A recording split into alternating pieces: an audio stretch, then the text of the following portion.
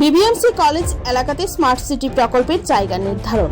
আগরতলা পৌর নিগমের অন্তর্গত বিভিন্ন এলাকাতে এর মধ্যে স্মার্ট সিটি প্রকল্প রূপায়ণের কাজ চলছে। এরকমই এক কাজ চলাকে কেন্দ্র করে রাজধানীর বিবিএমসি কলেজ সন্নিহিত স্থানে কিছুটা সমস্যা তৈরি হয়।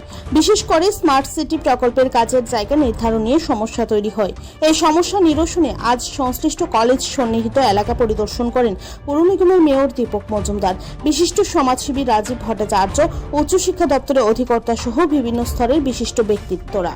জানা গেছে, সংশ্লিষ্ট সকলের সদর্থক ভূমিকা গ্রহণের মধ্য দিয়ে এবং সার্বিক আলোচনার মধ্য দিয়ে আপাতত উদ্ভূত সমস্যার সমাধান হয়েছে এবং এখন স্মার্ট সিটি প্রকল্পের কাজ চলবে। পাশাপাশি আগামী দিনে যাতে কলেজ ক্যাম্পাসের কোনো ক্ষতি না হয় সে বিষয়েও নজর দেওয়া হবে। কলেজ ক্যাম্পাস বিবিএমসি কলেজ, তো যেহেতু এটা নয় বনমালীপুর এলাকায় স্মার্ট সিটি প্রকল্পের কাজ হচ্ছে, তো এই কলেজের এবং স্মার্ট সিটি প্রকল্পের কাজের কিছু মিসকমিউনিকেশন হয়েছিল।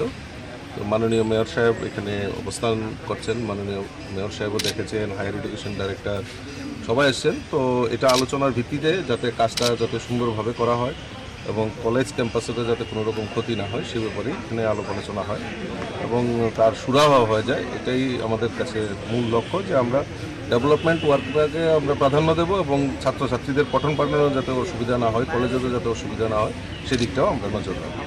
Thank you. Bureau report, Tripura news 8।